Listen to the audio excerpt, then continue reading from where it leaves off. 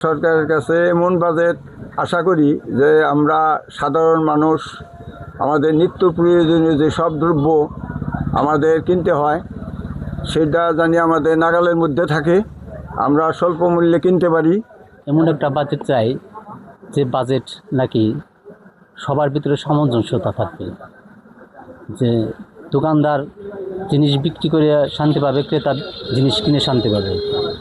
Budget বেশি হোক, কিন্তু সেই বাজেটের টাকাগুলো যেন সঠিকভাবে ব্যবহার হয়। বাজেট যেমনই হোক, যাতে সাধারণ জনগণের উপর চাপ যাতে না পড়ে, যাতে নিত্য প্রয়োজনীয় যে জিনিসগুলো আছে সাধারণ মানুষ যে ক্রয় করে ওগুলা যাতে দাম ঠিক রাখে, যাতে বাজেটটা ঠিক থাকে। বাজেট কৃষকের করতে হয়, কৃষকের দিব তো সরকার, এটাই তো বাজেট হয়, আমরা পাইতেছি না। এটা আমাদের কৃষকের জন্য যদি সরকার কিছু করে, আমাদের তো অতিরিক্ত দামে সার কিনতে হয়। সরকারের যে রেট থাকে তার থেকে অনেক বেশি দাম আমরা সার কিনি। আমাদের সরকার যদি আমাদের জন্য কিছু করে, নিত্য প্রয়োজনীয় জিনিস যেগুলো আছে ওগুলোর প্রতি সরকার যাতে নজর দেয়, বাজেটটা যাতে কমের দিকে রাখে, আমরা এটাই চাই। আমরা দ্রব্যমূল্য মশলা বাতি ব্যবসা করি, একটু দাম কম হলে জনগণ খুশি এবং জনগণও কিনে শান্তি পায়, আমরাও শান্তি পাই।